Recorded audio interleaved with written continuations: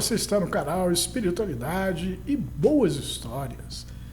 Para você que nos prestigia, né, que está aí com a gente, você curte nossas boas histórias, fica aqui nosso abraço, né, nosso agradecimento. Para você que chegou, dê uma olhada, viu uma história legal, né, deixa o seu like, né, inscreva-se no nosso canal.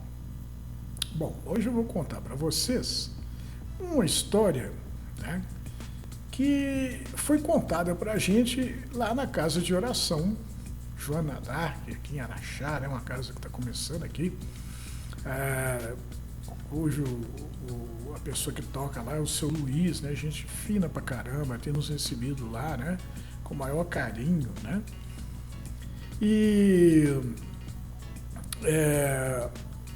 o amigo espiritual que nos contou a história, né, diz que ela se chama O Dia do Pobre de Espírito, né, e começa assim: trabalho faz 30 anos no departamento financeiro de uma empresa de varejo, que vende roupa, utensílios domésticos e eletrônicos.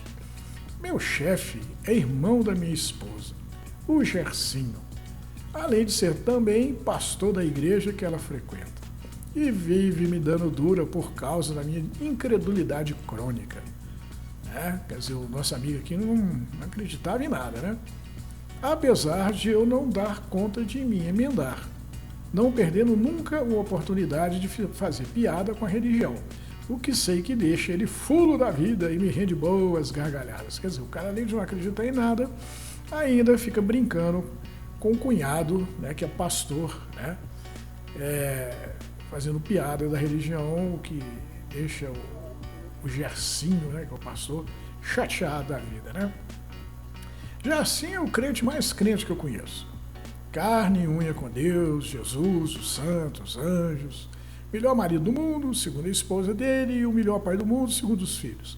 Aquele cara que eu nunca vi fazer nada de errado, aparentemente imune às paixões do mundo, um ser absolutamente incorruptível, um cara que Deus enviou à terra para zoar com a minha perdição, já que pecados aqui não me faltam, né? Bom, eu sou casado com a Sara e pai do Mateus. Sara é uma mulher igual a todas as outras mulheres. Ela cuida de mim, do Mateus, da casa, e ainda faz doces e salgados para festas de aniversário, o que complementa a renda da família. Mateus é adolescente e acaba de começar um namoro com uma menina que muda a cor do cabelo todo santo dia. Sara tinha um tio muito engraçado, o tio Frederico, ou Fred, como todo mundo chamava, que eu gostava muito. O cara sempre tinha uma piada para contar nos momentos de estresse. O que fazia com que a gente risse da própria miséria. Um abraço caprichado, um colo, um sorriso, né? Então, o tio Fred era gente boa. Eu não sei como, mas ao contrário da maioria, que ou passa da conta, ou não sabe como agir, ficando devendo, ele sempre aparecia na hora certa e dava o remédio adequado e na medida para a dor alheia. Olhava triste e pensativo para o caixão sendo colocado dentro de um buraco aberto na terra, com o corpo do tio Fred dentro. Enquanto o corpo dele estava sendo velado, minha imaginação me fez delirar com a curiosa cena em que o corpo estendido no caixão do tio Fred abria os olhos e ele começava a dar gargalhadas. Tio Fred então se sentava e apontava o dedo para aqueles que o velavam e que se achavam estarrecidos com sua ressurreição. Um sorriso feliz preencheu meu semblante triste, mas logo voltei ao normal, pois era apenas minha imaginação, e agora estavam tapando a vala com terra. Minha mulher é muito religiosa, né? E quando saímos do cemitério, ela, em lágrimas, me disse que tio Fred devia estar no céu. E como eu não perdi uma chance de zoar com a religiosidade dela, né? Disse que, para mim, ele estava debaixo da terra. Sara abriu um sorriso forçado. Ela estava meio chorando e meio sorrindo. Roberto, você é muito engraçado, você sabia? Sara nunca tinha me falado daquele jeito, com aquela ironia azeda, o que me deixou um tanto assustado. Afinal, ser irônico era a minha praia e não a dela. Roberto, pena que você não fez essa observação hilária há alguns minutos atrás, pois eu poderia ter aproveitado que estava enterrando o tio Fred e morrido de rir da sua piada, querido. E assim você economizaria na compra do meu caixão, já que o caixão do tio Fred tinha bastante espaço para ele e para mim. Fiquei caladinho durante o trajeto do cemitério até em casa. Meu medo da patroa me dar mais uma rachada daquela era tanto que não ousei olhar para ela até que o carro parou diante do nosso lar, doce lar. Tinha esperança de que as coisas ficassem como sempre foram, que Sara me perdoasse do meu espírito de porquismo, né? Porque o Roberto era um tremendo espírito de porco, né? Mas ela não deixou por menos e jogou na minha cara tudo sobre mim que não a agradava e que ela estava guardando na alma. Roberto, como a igreja não te deu jeito, eu marquei uma consulta com a psicanalista para você. Uai, Sara, mas eu não estou doido. Se você não for à consulta, quem vai ficar louca aqui sou eu, querido, pois eu não aguento mais seu jeito idiota de ser e de viver. Assim você me ofende, Sara. Não se toca mesmo, né, Roberto? Adora de se passar por vítima, por coitadinho, mas é especialista em azedar as conversas com suas observações desagradáveis e está sempre pronto para dizer a coisa mais inapropriada no pior momento possível. Uma habilidade desenvolvida a partir de muito treinamento com meus familiares, nas festinhas de aniversário, batizados, casamentos, formaturas, durante nossos 20 anos de casado. Por que você está falando assim comigo com tanta raiva? O que foi que eu disse assim de tão terrível para você me repreender desse jeito, Sara? Roberto, dizem que o maior cego é aquele que não quer ver, né? Porém, a psicanalista vai levar você a abrir os olhos. Qual é, Sara? Foi você quem fez de mim o que eu sou com sua carolice aborrecida, pois passo o dia inteiro rezando, não larga do pé do seu irmão pastor, só faltando carregar a cama para dentro da igreja. Estiquei os braços e balancei as mãos, mostrando a Sara o tamanho da agitação do meu coração. Eu apenas reajo ao seu fanatismo religioso, não vê? Ela me encarou silenciosa e eu aproveitei para dizer tudo o que eu também carregava na alma. Estou cansado das suas amigas rezadeiras, vivem querendo fazer a minha cabeça, mas só me irritam, pois eu não acredito na igreja, qualquer que ela seja, católica, evangélica, budista, espírita, sei lá. Para mim, as religiões só servem para explorar os tolos. Nem acredito que existam santos e anjos, céu e inferno, e minha razão me diz que quando a morte chega, a gente vai morar debaixo da terra e lá é o ponto final, e que Deus não está nem aí para a gente, já que tem muito mais com o que se preocupar do que com os caprichos de um trem enjoado que nem você. Abri o meu pior sorriso cínico. Para mim, não tem essa de julgamento da alma. Você morreu e acabou, entende?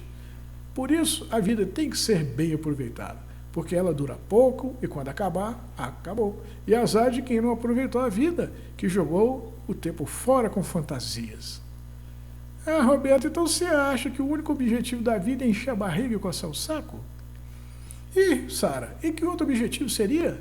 Já que isso é que dá prazer, o resto é pagar a conta, aguentar a choradeira do filho adolescente que nunca tem dinheiro para sair com a namorada, e suas reclamações sem fim, querida, já que reclama da hora que acorda até que dorme. Reclama que tudo está mais caro, mais feio, mais velho, está piorando, que não me aguenta mais e que só mesmo o fim do mundo chegando para dar um jeito na vida. Bom, depois disso tudo, né, ficamos calados por um longo minuto, tentando ver se nos acalmávamos, até que ela disparou. Você vai na psicanalista, Roberto? Dei as costas passaram e quando já estava na metade do caminho para meu quarto, me voltei e respondi. Com certeza, pretende que a psicanalista faça minha cabeça para que eu vire um novo Gersinho. Sara abriu um sorriso cínico. Querido, isso seria incrível, porque não conhece ninguém melhor do que meu irmão. E nem pior que eu, né? Você não vê, Roberto, o tanto que o Gersinho é querido por Deus. Ele reformou a igreja só com a fé. O povo ouviu o pedido de Deus através da boca de Gersinho e o dinheiro apareceu para a reforma. Isso é um verdadeiro milagre, sem dúvida, Sara. Ela ficou, a Sara então ficou olhando para o Roberto, né? Ela não respondeu. Ficou ali me olhando em silêncio, mas ela não precisava mesmo responder nada com palavras. O silêncio dizia tudo, que para ela eu não prestava e que o Gersinho era tudo de bom.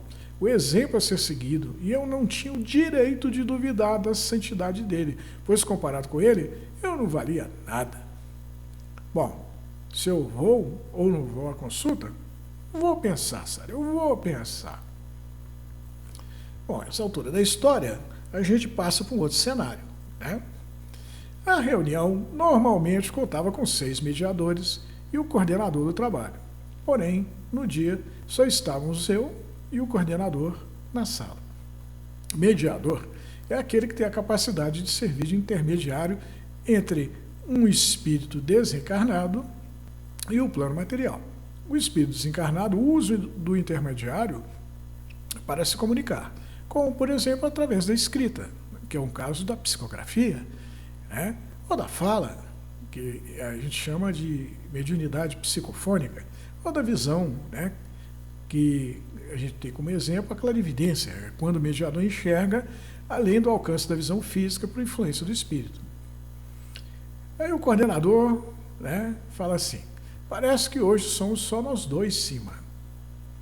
O coordenador jamais confessaria, mas ele estava achando bom ter a atenção de Cima, só para ele, pois ela era uma mulher deslumbrante, bonita por fora e por dentro, uma mulher que encantava, cheia de carisma. Balançando a cabeça de um lado para o outro ao mesmo tempo que mexia nos cabelos lisos, Cima abriu um pequeno sorriso, parecendo assim mais encantadora, como se isso fosse possível. Queria fazer uma reclamação, coordenador. O coordenador, o velhinho simpático, que não conseguia esconder a admiração por Cima, fez cara de sério. E que reclamação é essa, Cima? Olha, eu participo do grupo de desenvolvimento mediúnico já faz um bom tempo, mas não sinto que estou evoluindo.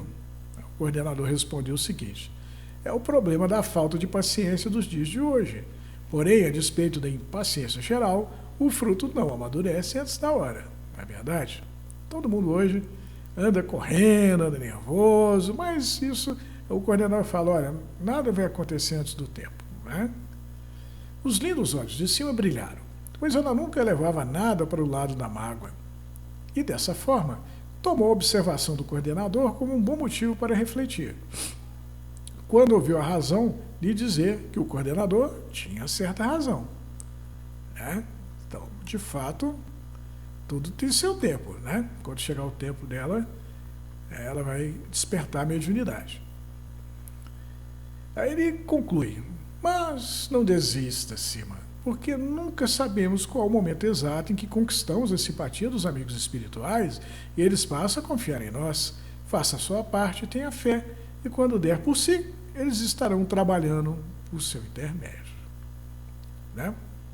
Bom, aí a gente volta à primeira cena, né? A cena do Roberto. Cheguei ao trabalho com o pior dos humores, o estado normal de alma pós-briga de casal. Contudo, para minha surpresa, Odete, a gata do pedaço, aquela que nunca me deu bola e que nunca ia dar se dependesse da minha beleza, veio falar comigo como se fosse a minha melhor amiga. Que cara é essa, Roberto? Eu não estou conseguindo esconder, né? Ah, pode se abrir comigo. Fiquei olhando para aquela belezura enquanto me perguntava se haveria algum inconveniente em contar a ela sobre minha briga com Sara. Não é nada demais, Odete. É apenas uma rotineira briga de casal. Tá cansado da dona patroa, né? Não é bem assim. Mas é que ela fica pegando no meu pé, dizendo que eu só falo bobagem e que eu tenho que mudar, ser um ser humano melhor, menos azedo, acho eu. Odete me olhou como se quisesse me devorar.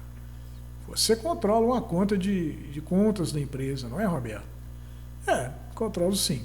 Na verdade, somos 6 funcionários, cada um responde pelo controle de 12 contas. Ela chegou ainda mais perto e pegou na minha mão. Olha, eu vou ser sincera com você, Roberto. Fiquei calado, esperando que ela abrisse o jogo, seja lá que jogo fosse aquele que ela estava jogando. Olha, Roberto, eu estou saindo com o diretor, sabia? Não, eu não sabia não. Pois é, Ele vai procurar você. Vai lhe dizer de um depósito de dinheiro graúdo em uma das contas que você controla.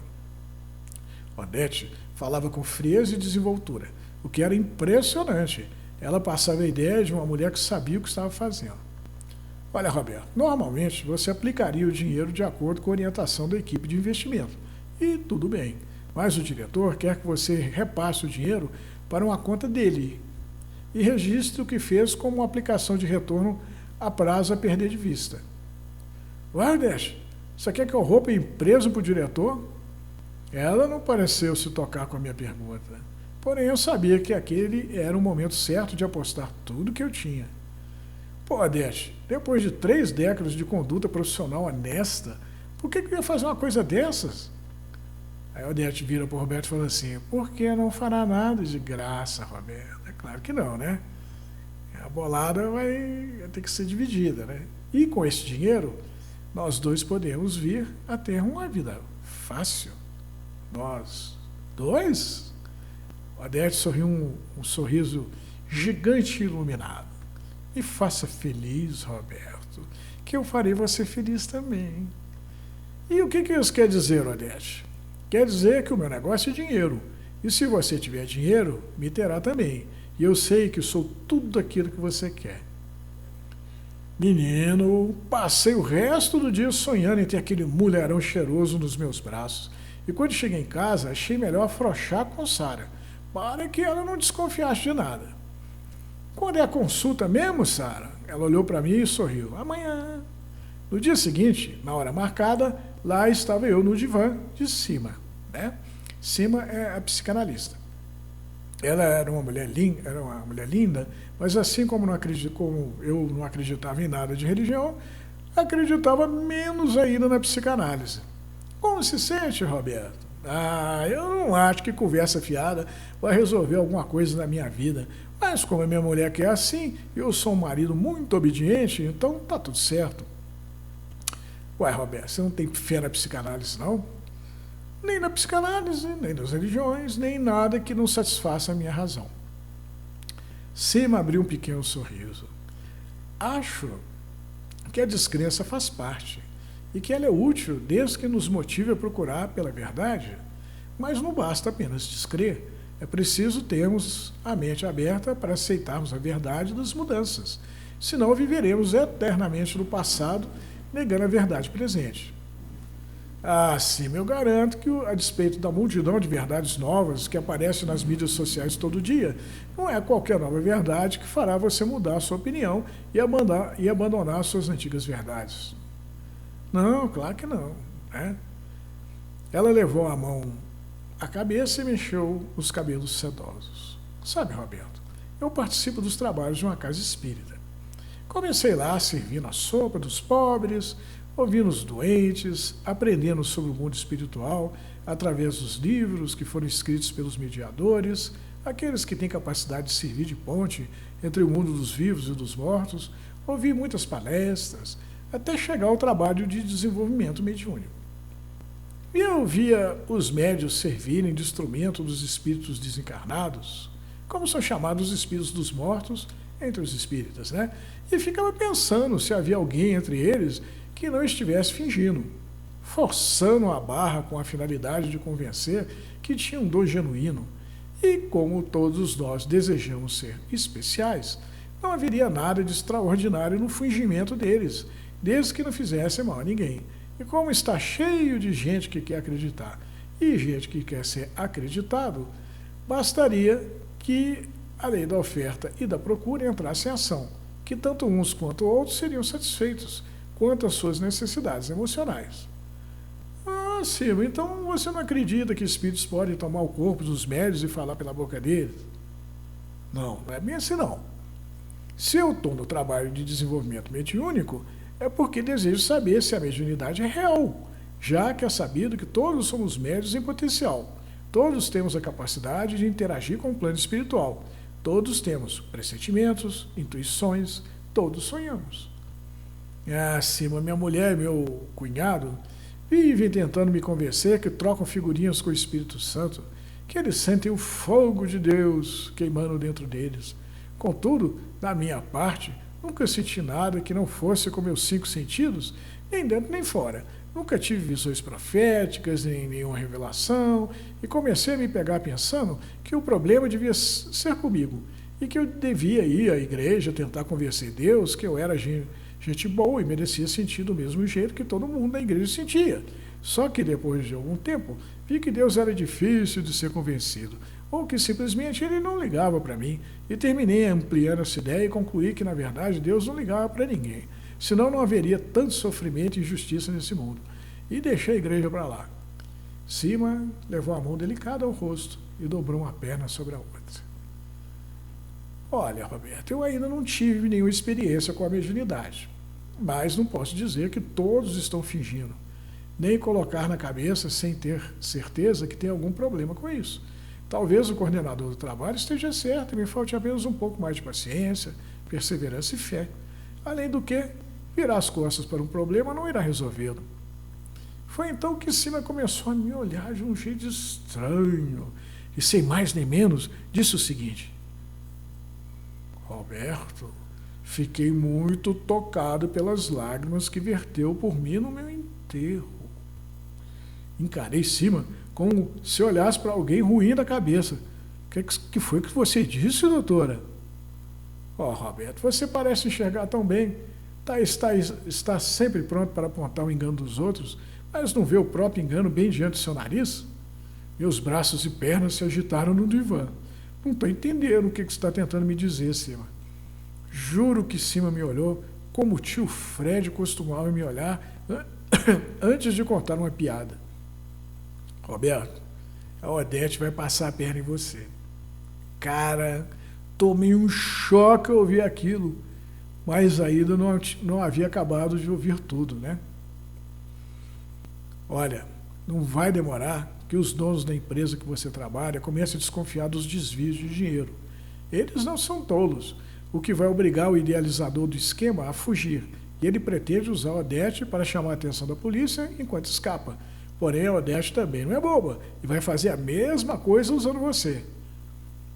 De repente, minha desconfiança com relação à psicanálise deixou de ter sentido. E eu só queria prestar atenção nas palavras cheias de verdade de Sima. Roberto, no fim, eles irão se dar bem. E você terá sido entregue à polícia como bode expiatório e passará um bom tempo na cadeia como autor de um crime praticado pelos outros, purgando seus pecados. Meu Deus do céu, o que estava acontecendo? O pior, Roberto, no entanto, é que Sara vai amarrar a lata depois de se dizer cansada de falar para você para dar um jeito na vida.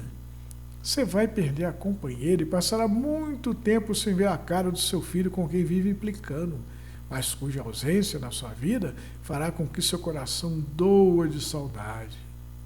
Sima parou de falar, se afastou, fechou os olhos e, quando voltou a abri-los, um instante depois, se voltou para mim e disse: é por isso que tento sempre que possível enfrentar os problemas que aparecem, descobrir as respostas para as minhas perguntas e evitar a companhia da dúvida. Quer dizer, a Sima saiu do ar, entrou o espírito do tio Fred no ar, no lugar dela, depois ela voltou ao ar sem ter consciência de que o tio Fred tinha usado ela para mandar o recado dele. Arregalei os olhos assustado que estava. O que foi, Roberto? Parece que você viu um fantasma. Meu tio morto, Fred, acaba de falar pela sua boca, Sima. Meio sem jeito, Sima abriu um sorriso. Você está de brincadeira comigo, Roberto? Cara, nunca falei tão sério. E o que foi que seu tio morto lhe disse? Ele me disse o que eu precisava ouvir. Quando a Odete veio outra vez para cima de mim, querendo saber se eu ia ou não fazer parte do esquema, disse a ela que não ia jogar fora minha vida por uma ilusão. Na hora, me senti um super-herói, mas depois fui tomado pelo arrependimento. Uma voz gritava no meu ouvido que eu era louco de jogar a sorte fora. A tristeza, então, passou a ser minha amiga, até que Sara veio me falar que Jaci havia sido preso com o suspeito de ter roubado a empresa. Quando entrei na delegacia, meu estômago deu um nó E assim que me deparei com os olhos assustados de Gersinho, tive certeza que Deus existia e me amava, porque ele havia mandado o tio Fred para me salvar, e mesmo morto, ele deu um jeito. E se não tivesse sido assim, eu estaria no lugar do Gersinho, atrás das grades, com os olhos cheios de medo e arrependimento. Roberto, foi que Deus deixou que isso acontecesse comigo. Ó, Gersinho, não coloca na conta de Deus o que não fez. Foi o diabo, Roberto. Pensei que tinha sido a Odete. E não é a mesma coisa? Deus não abandonou você, Gersinho. Ah, logo você quem está me dizendo isso? Que ironia. É que eu também fui assediado pela Odete. Gersinho levou as mãos ao rosto.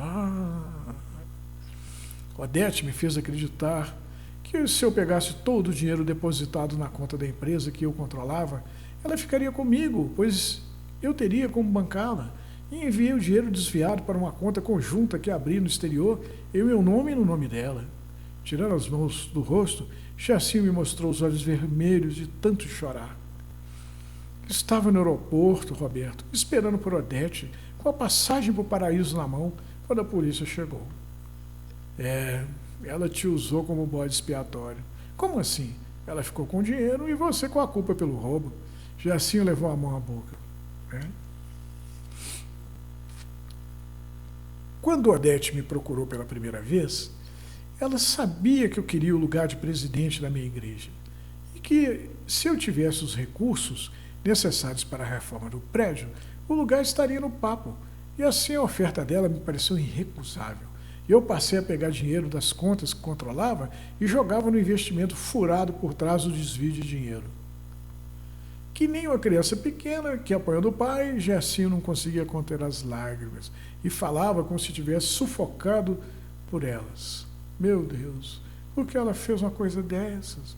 Arrecalando os olhos para mim, ele abriu o coração. Pensei que eu havia passado a perna no diabo, que fizera ele trabalhar para Deus, mas o tempo foi passando e Odete estava cada dia mais bonita, mais sensual, mais desejável, e minha mulher e filhos não paravam de esperar coisas de mim, prodígios financeiros para o crescimento da igreja, de que eu nunca daria conta de fazer, pois acreditavam que eu e Deus eram os melhores amigos e bastaria eu pedir a Deus que choveria na minha horta. A cabeça de Gersinho perdeu para frente, por conta do peso da consciência doída. A igreja passou a ser um peso insuportável, Roberto. As exigências familiares tornaram-se absurdas, e Odete sabia disso. Ela não chegou para mim à toa e me ofereceu uma fuga. Ela sabia que eu estava sendo massacrado por uma mentira e que faria qualquer coisa para sair da situação vexatória em que metera. Bom, a mentira, no caso, que não foi Deus, né? Que tocou o coração dos fiéis da igreja para poder fazer aparecer o dinheiro da reforma. No caso, o dinheiro veio do desvio, né, do dinheiro da empresa, da conta em que o Gersinho tomava conta, né? Era pago para tomar conta. Ele estava roubando a empresa, né? Peguei então o celular e dei um play em um áudio em que eu e Odete conversávamos, né? Aí o Roberto falando. Então, Roberto, o que você decidiu? Alguns segundos tensos de silêncio se passaram até que Odete jogou para decidir o jogo. Olha, eu estava pensando, Roberto, tanto eu quanto você merecemos mais que um pedacinho do bolo, não acha? O sorriso dela era audível.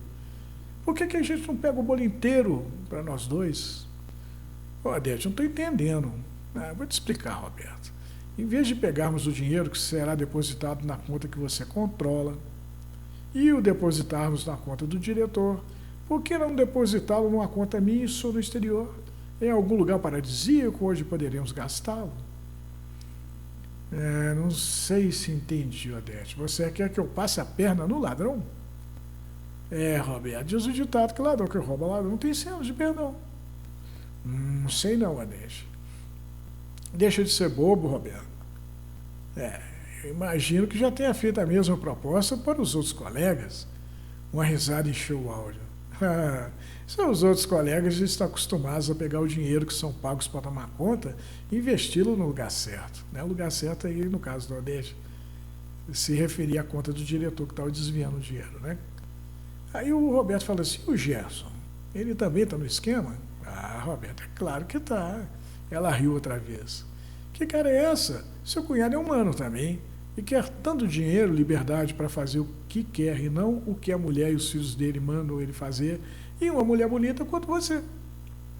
O negócio é que eu não quero mais me arriscar, pois a direção da empresa está de olho nos desvios e eles vão acabar descobrindo, mais dia menos dia, que por trás das aplicações do dinheiro da empresa e um fundo de investimento a prazo infinito sem garantia de retorno algum está um golpe financeiro. Não vai dar, Odete. Outra vez houve silêncio no áudio. Bom, se é assim, bico fechado. Senão vai sobrar para o seu cunhado. Entendeu? Desliguei o celular. Ué, Roberto, você gravou a Odete sem que ela soubesse? Aí o Roberto riu, né? Meu tio morto, Fred, foi quem me deu essa ideia. Ele me disse que seria bom que eu tivesse uma prova robusta a meu favor no caso do esquema de desvio de dinheiro da empresa fosse revelado.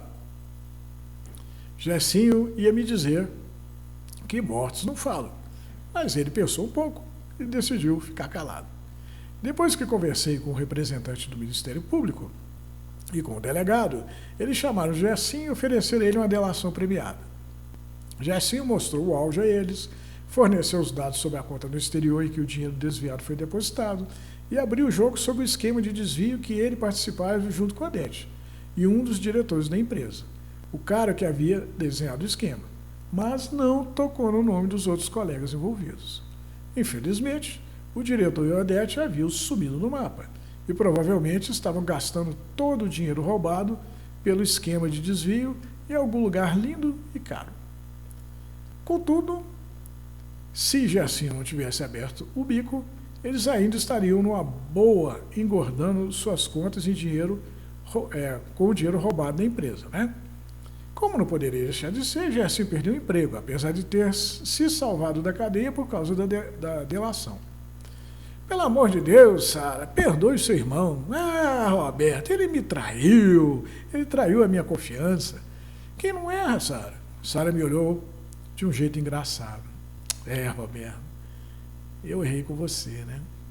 Disse que Gersinho era melhor do que você e você está aqui agora na minha frente pedindo que eu perdoe meu irmão. Depois que ele pisou feio no tomate comigo, com a família dele, com a igreja e com ele mesmo. Bom, a família dele e a igreja já perdoaram o seu irmão, mas se você não fizer o mesmo, aí vai ficar difícil para ele se perdoar. E eu não sei se eu vou aguentar mais um chato chorando no meu ouvido além de você, Sara. Além do mais, Gersinho está precisando de trabalho e você está precisando de alguém para ajudá-la com os doces e salgados que vende, já que as encomendas se multiplicaram e eu não consigo pensar em alguém melhor para ajudá-la que o Gersinho. Né? Caprichei no sorriso. Afinal, era minha hora e eu tinha que aproveitá-la, já que na maioria das vezes a hora era da Sara, nunca minha. Porém, eu sabia que o pobre tem o seu dia e finalmente o meu tinha chegado. Gostaram da história? Que boa história, né? História bacana, né? É uma história longa, né? Mas o que ela quer dizer, né? Resumindo tudo. Que nesse mundo, né, não tem ninguém perfeito. E não tem ninguém que seja 100% bom e nem 100% mal. Né? Do ponto de vista da Sara, o marido dela, o Roberto, não valia nada. E o irmão era um santo. Porém, né, e o mais engraçado é que o irmão dela era um pastor. Né? E o Roberto, o marido dela, não acreditava em nada. Né? Porém, o tio Fred foi morrer, né, e aparecer no consultório da psicanalista, acima, né, a linda acima, né, e estava tentando... estava trabalhando o desenvolvimento mediúnico numa casa espírita, né? E estava um pouco frustrada porque ela não conseguia receber os espíritos, não conseguia psicografar nada, nem ouvia nada. Mal sabia ela que ela ia receber o espírito do tio Fred, né, numa incorporação inconsciente, e que o tio Fred ia salvar a pele do Roberto, porque O tio Fred falou, olha, Roberto, você vai entrar numa fria lá na sua empresa, né? Porque você vai ser assediado pela Odete, ela vai oferecer a você uma participação num esquema de desvio de dinheiro. E se você desviar esse dinheiro, você vai terminar na cadeia, né? Então, o espírito do tio Fred, gente boa, né, ajudou o Roberto, que não acreditava em nada, mas, pô, na hora que a Cima começou a falar aquelas coisas, o Roberto, gente, a Cima sabe numa treta que super escondida, super secreta, né? Eu acabei de conversar lá com a Odete, como é que ela sabe, né? Então, tem coisas na vida da gente que acontecem, né? E que não deixam dúvida que Deus existe, que o Espírito existe e vive eternamente, que existe vida após esse período que a gente está aqui vivendo na carne, na terra, né? Tem a gente aqui não quer ver, né? A gente aqui não quer aceitar, né? Mas vira e mexe, acontece alguma coisa, né? Que faz com que a gente reflita, né, sobre essas coisas, né? Sobre a nossa experiência, né, espiritual, né? A gente é levado a crer que existe mais do que a carne, né? Um belo dia você olha para o espelho e você fala, cara, tem gente morando aí dentro dessa carcaça, né? Não é? Uhum. Então a gente, às vezes, se pega em situações que nos deixam admirados, né? Às vezes a vida da gente está toda torta e de repente alguma coisa acerta ela, né? De repente você esquece a chave, alguma vozinha na sua orelha, a chave está ali em cima da mesa, você fala, tá bom. Só que a gente não agradece o anjo da guarda da gente, né? A gente não costuma não ligar muito para as intuições, para os pressentimentos, para os sonhos, né? E a gente não liga para as orações, né? Enquanto que a oração nos liga a Deus, né? E como é bom ter Deus do nosso lado, né? Cuidando da gente, né? A gente sabe que Ele está do nosso lado, mesmo que a gente não acredite nele, a gente sente Ele, né? Nosso ladinho, cuidando da gente, né? Bom, então o legal da história, né, é que ela mostra que quando essas coisas acontecem, né, muda a nossa perspectiva de vida, né? Tanto o Roberto quanto o pastor, né, o Gersim, né, eles, com toda certeza, no final dessa história, vão ter a vida modificada, né? O Roberto vai ficar mais crente, né? E o Gersinho vai acreditar também mais na honestidade, né? Que não dá para passar a perna no capeta, que nem ele queria, né? Não dá, né? É impossível seguir a dois senhores, já disse o mestre, né? Não dá para seguir o bem e o mal, né? Apesar de Deus ser craque para transformar coisas ruins, caminhos difíceis, tortuosos, ele acaba usando esses caminhos para poder fazer a gente chegar lá, né? Mas Deus é Deus, né? Então, a gente tem que ter fé, né? O legal da história é a fé, né? No fim, resumindo, né? Você tendo fé, você terá certeza de que os seus dias serão bons, né? Por piores que eles sejam. A fé nos dá essa certeza, né? Ela nos ajuda a levar, né? Ela torna tudo mais fácil, né? Bom, espero que você tenha gostado dessa boa história, né? Fique com Deus e até a próxima boa história.